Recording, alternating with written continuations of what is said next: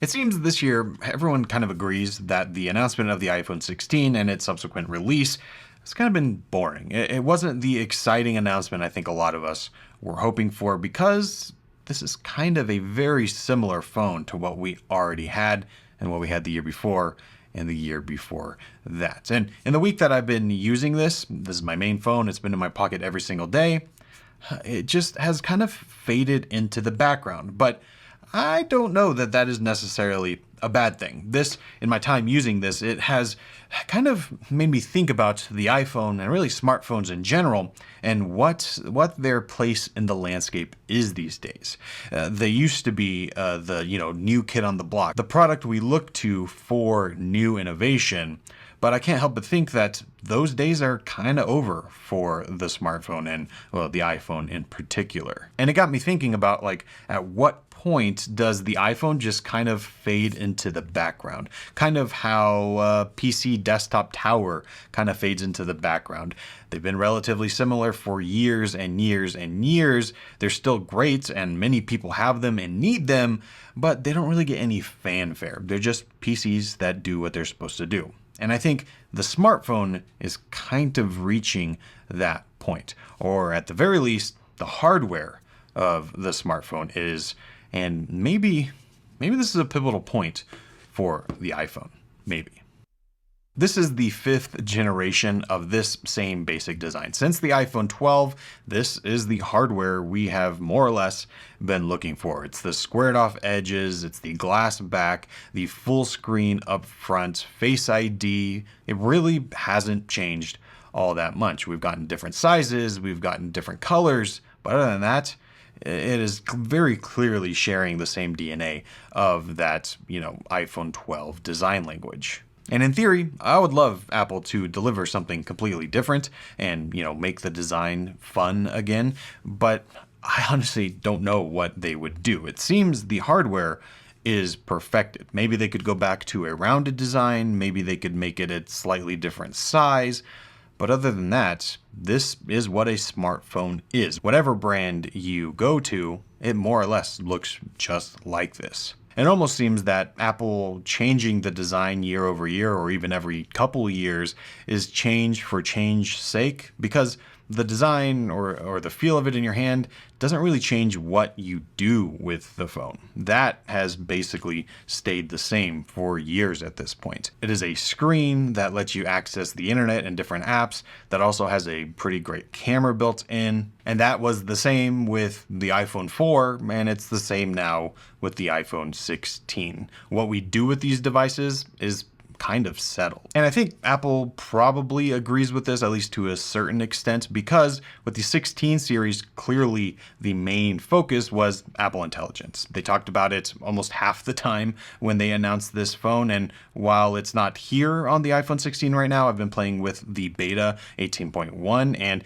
it's pretty fun, at least, the integration that is there currently with the different text options, and seeing this integration with AI and what possibly will be coming in the future, that seems very interesting. But using those AI features doesn't require a new design or new hardware aside from like a processor bump. So it seems Apple, at the very least, is really focused on making the software experience better rather than trying to rethink what the iPhone is. And I think that makes a lot of sense. The iPhone and smartphones in general have kind of become almost a commodity. You replace it when you need to, and you kind of get the best one you can afford, and you just are in that cycle. Everyone has one, pretty much everyone uses one, and Apple will release new iPhones every year. And so when it's your time to upgrade, you just go buy the latest iPhone and you'll be happy. And I think from a business perspective, this makes a ton of sense. They can continuously upgrade software that many different phones can get, and you just buy the hardware that you need at the time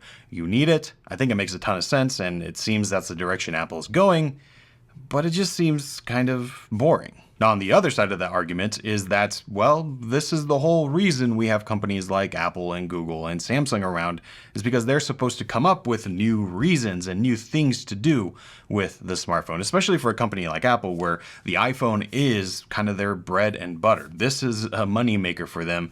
You would think that they would have some sort of investment in making this different and, intriguing year over year so that more people upgrade them. And also, because these phones are so ingrained in our lives, for better or worse, that's not what this video is about, but because this is like a lifeline for many people, it is important that they get better and change and improve, because that would drastically improve, or at least noticeably improve, our real lives, because these are integral parts of them. So when I can pick up a phone and take a significantly better photo, or when I can pick up a device and, find information through AI faster than I've ever been able to do before, those are meaningful differences that, sure, maybe I'm not doing a different task than I was before. I'm still taking a photo, I'm still looking up information, but the way I do it is significantly better because of the device. And that's why I think these devices do still need to improve,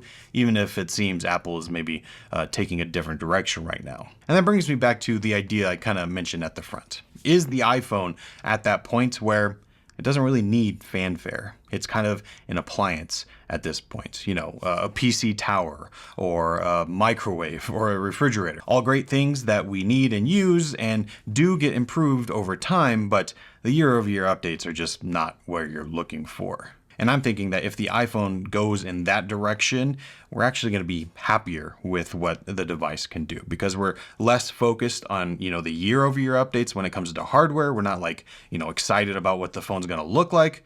Rather, hopefully, we should be excited about what we can do with the phones. And of course, there's both sides to this. I think Apple, at least the task Apple has, is to do both. Give us great hardware, new design that's exciting and new features there, and give us that software that changes how we use the device. I think Apple should be able to do both, but it also makes sense that maybe that's just not going to happen anymore. Now, granted, if we go off of rumors, well, everything I just talked about is going to get thrown out the window with the next generation and next generation after that. So iPhone 17, we're supposedly getting the iPhone 17 Air, which is a slimmed down version of the 16 that'll slot in between this phone and the Pro series. So that would be a, noticeable difference when it comes to design and hardware. It would feel different in the hand. It would be lighter and hopefully a nicer experience overall. I'm actually really excited for what that iPhone 17 Air might be. And then in the future, we're also expecting some type of folding device from Apple, whether that be a flip